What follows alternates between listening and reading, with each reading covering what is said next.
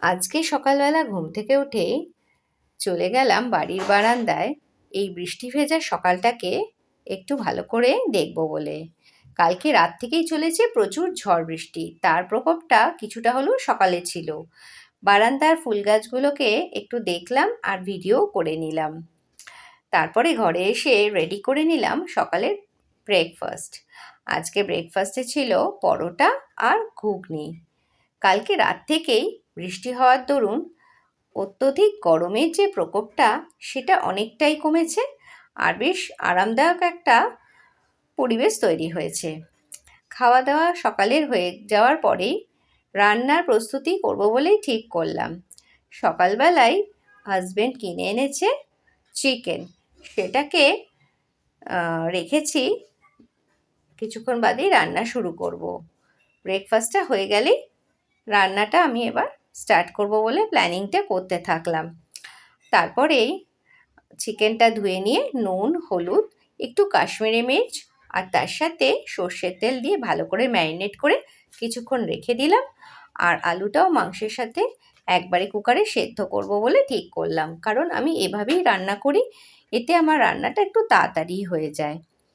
তারপরে মাংসটা রেডি করে কিছুক্ষণ ম্যারিনেটের জন্য রেখে দিয়ে আমি শুরু করব রান্না। আর এদিকে ঝিঙে আর আলুটা অলরেডি আমার সেদ্ধ করে রেখেছিলাম আর পোস্তটাও বেটে রেখেছিলাম। কুকারে বসিয়ে দিয়েছিলাম মাংস আর আলু, আর ঝিঙে আর আলু পোস্তটা রান্নাটা চটপট করতে থাকলাম।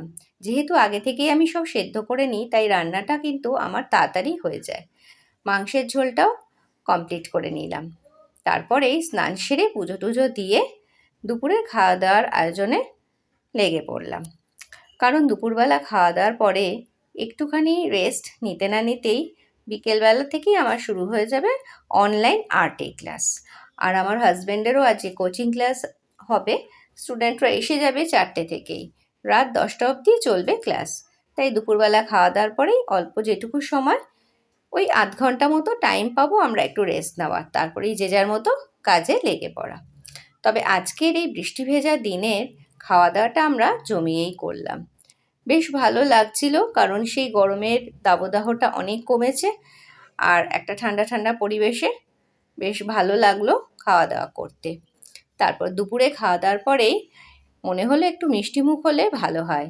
আমি আর আমার মেয়ে মিষ্টি ভীষণ ভালোবাসি দুজনেই, তাই জন্য একটু মিষ্টি মুখ করে নিলাম।